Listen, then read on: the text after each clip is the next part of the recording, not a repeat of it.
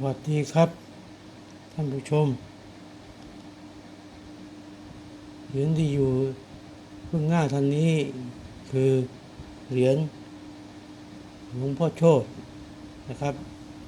หลวงพ่อโชติอาภัคโคนะครับอาภัคโควัดภูเขาแก้วจังหวัดอุบลราชธานีนะครับวัดภูเขาแก้วจังหวัดอุบลราชธานีนะครับ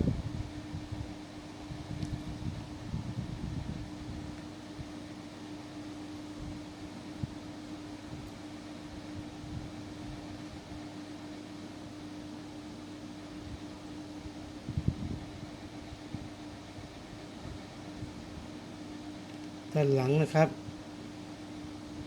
จะมีรูปยันนะครับ